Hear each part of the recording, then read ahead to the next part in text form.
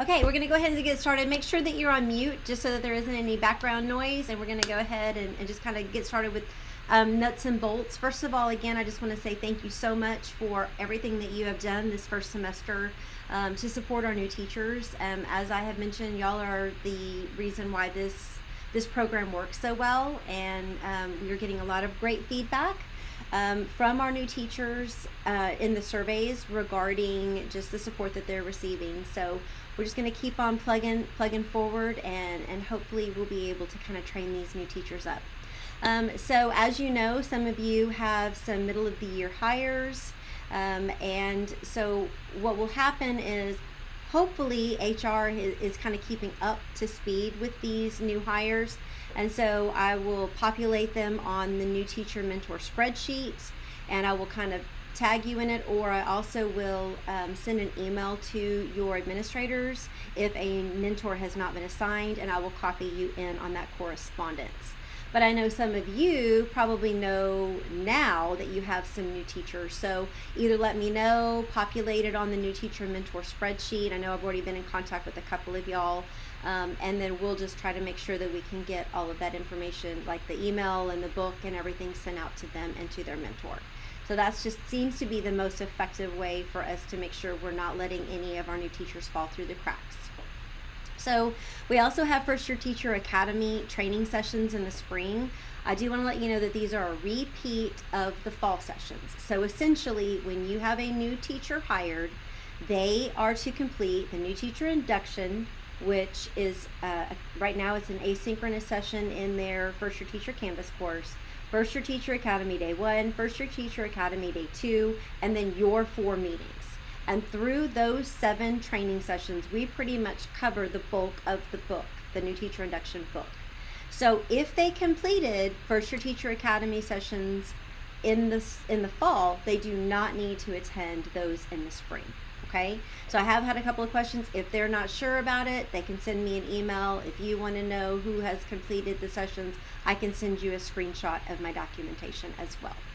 Okay, so that hopefully that'll kind of clear up any questions about First Year Teacher Academy. I also have posted the links on their Canvas course.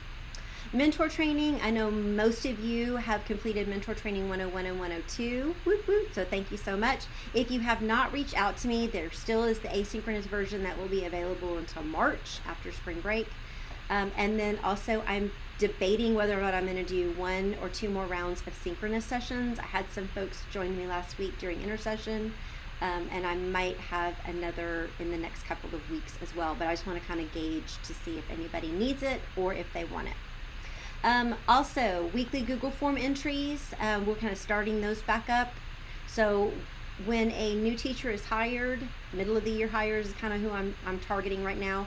I send an email to their mentor that denotes the weekly Google form entries need to start being submitted as soon as their mentee is hired. So hopefully we can, kind of get them into the habit of that.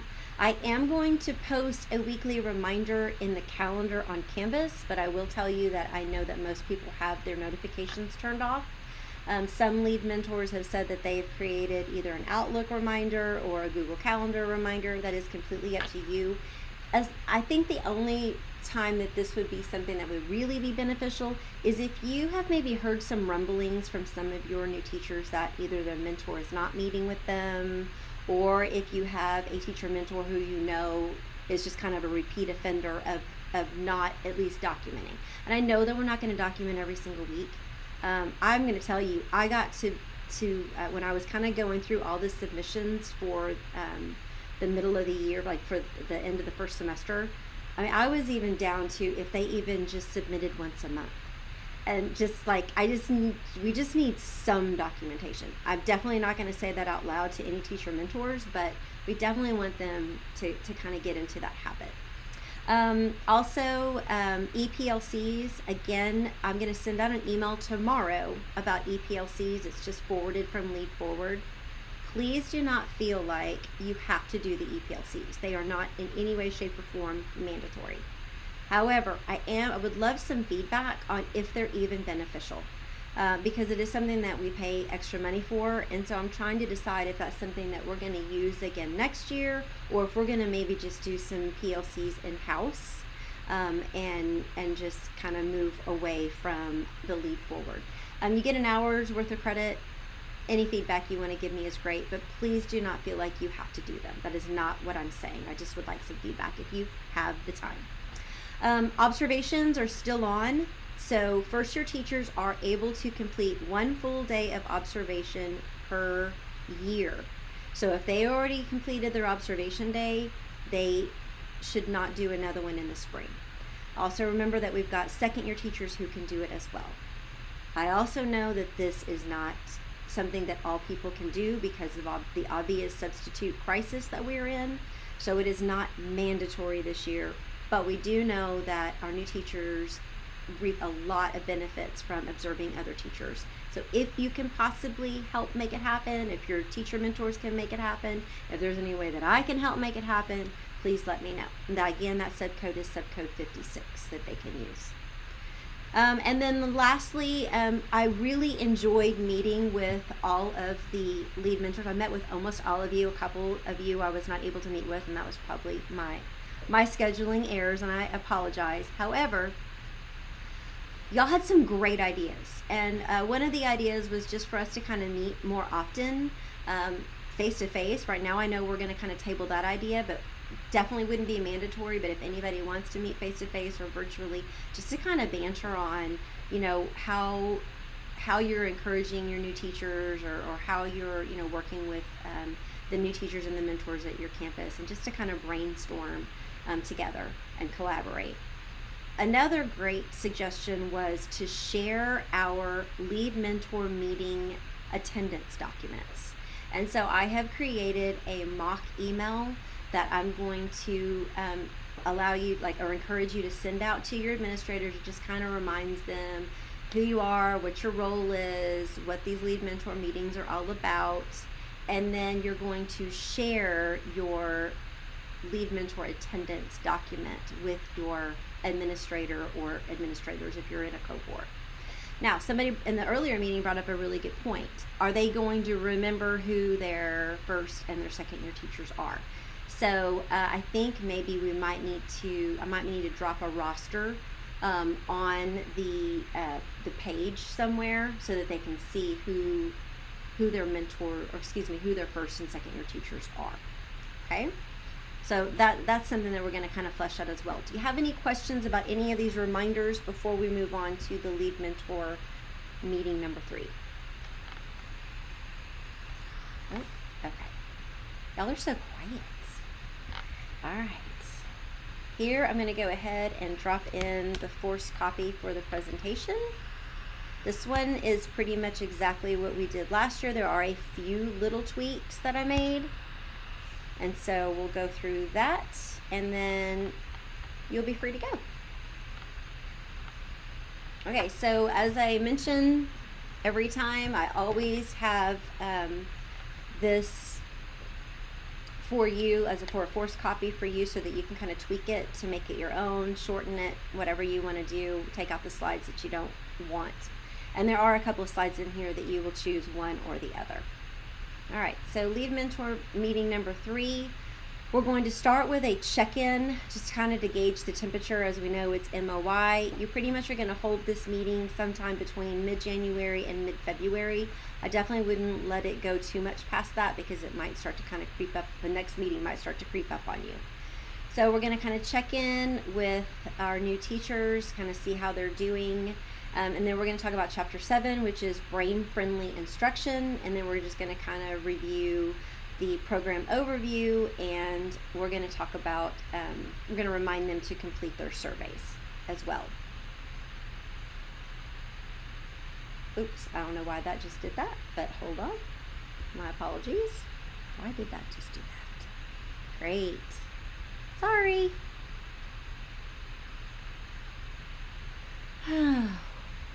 Don't you love it sometimes? Here, we'll just pull this one down. Sorry, y'all. I don't know what's going on with me today. All right.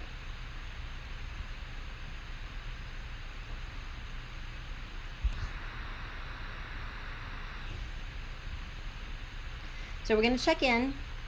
And the next slide, this is the same activity that we did last year, but remember, you can tweak it if you would prefer to do something completely different. All we're doing is just kind of checking in to ask our new teachers, how do they feel? Like, what do they feel most confident about? What questions do they still have? Because we definitely want them to see that they have learned a lot, they've grown a lot in the past semester.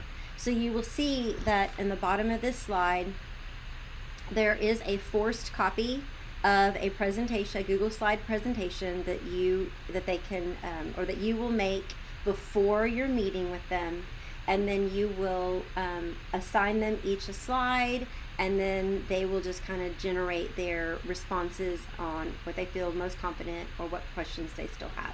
And I just think that's a really good gauge for you as well, to kind of determine where they are and maybe what other help do they still need.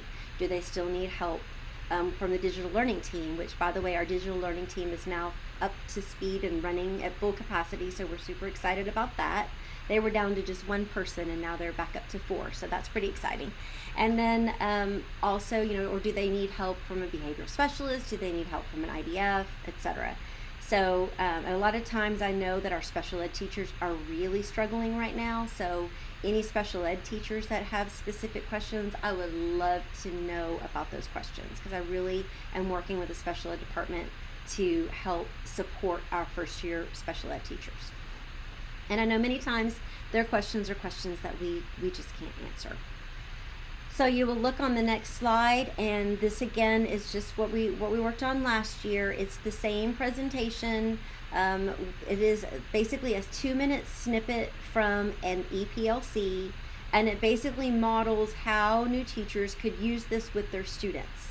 And now I know that we're not virtual anymore, but we're still one-to-one for a lot of our campuses, or this would be something that elementary students could use on their iPads or whatever. It's just a good little technology tip. And so I'm not going to play it for you, but if you were not a lead mentor last year, go ahead and rewatch that, or watch that, so that you can kind of listen in for about, like I said, it's at the 6-minute mark to 8 minutes and 15 seconds, and it just shows them how they can use it to kind of gauge. Kimberly, go ahead and turn your mic off for me, dear. It's how they can kind of gauge their students' learning as well, because one of the things that we like to do as lead mentors is we want to show them some good instructional strategies as well when we're meeting with them. Okay. So then the next slide is just, we're going to talk about, again, we're going to kind of introduce our brain-friendly classrooms, and we're going to talk about processing time. This is something that we really didn't talk about as much last year, and so I kind of embedded this, and I scanned the pages that talk about processing time. They're found on pages 126 to 127. You can have them read it whole group, read it with a partner. They can just scan and make some notes. And then I felt like that this would be a great time for your second year teachers to kind of chime in and talk about what they do to embed processing time in their classrooms. I know that a couple of you have told me, and I know especially Ardell has said that one of her second year teachers is an absolute rock star. And he has really kind of taken these first year teachers and kind of made them super excited, because they can look at him and say, he only has 1 more year of experience than I do, but he has so much success. And I think it gives them some confidence. So that's why I really like to give some time to our second year teachers to kind of be the masters, if you will, and to kind of give some suggestions and ideas to those first year teachers. So once they kind of talk about processing time and how they make sure that they embed that in their instruction, then those second year teachers are free to go. After that, we will go into pages 122 to 124. Again, you can have them read it however you want. I know that most of you probably will opt to have this as a virtual training, which I do not blame you at all with what's going on right now. And so they can, put them in breakout rooms, or they can just kind of scan it for a little, couple minutes. And then you're going to talk about just those 12 factors that influence our learners. And so there you'll talk about the emotional environment, the physical environment, and then of course the mentally engaging environment. Then you'll see on the next slide, we have that QR code, and I also embedded the link and a couple of other websites and resources that you can share about brain-based learning, because we know we love Marcia Tate. And what I love about these 12 instructional strategies that she created is that something that as master teachers we embed in our instruction, but our new teachers might not necessarily think about that. So I think it would be really good to kind of follow into what we're talking about with brain-based teaching. And then we're going to kind of dig into the Lead Forward app. If they have come to the First Year Teacher Academy sessions, they should have the Lead Forward app downloaded. I'm hopeful that they have it downloaded because we're a Lead Forward district. Please know that as of now, we have no Lead Forward PD scheduled. I do think that we're going to schedule maybe some Lead Forward instructional strategies that are going to be non-content specific for summer learning. But we felt like that the last several years we've been kind of satiated with Lead Forward training, but I definitely don't want to leave out our first year teachers. So I'm hopeful, and I think that it's probable that many of you use the Lead Forward strategies, and your campus probably encourages them. So I'm hoping that this is definitely not something that is getting lost in the shuffle. We want them to continue to use this free resource. So basically then, what better way to kind of culminate and discuss what we've been talking about in our meeting, and that's going to be how can you apply those 12 factors that influence the brain in your classroom. And you will see that I selected 3 possible options for you to use of Lead Forward strategies. I also embedded the PDF of all of the instructional strategies playlists so that you can make sure that you send that to your teachers and maybe have them bookmark it or save it somewhere, and so that they can readily access it. And then you can either have them do the total recall, you can have them do the mind bender, which is my new absolute favorite. I used to think this about engaging my students, but now I know this. Or you can have them partner up in a breakout room and have them do a high five summary on page 67 with a partner about the pages that they read in the book. Now, I will tell you, we did not cover that entire chapter, so really encourage them to kind of dig into that chapter and see if there's anything else that they think is really kind of intriguing.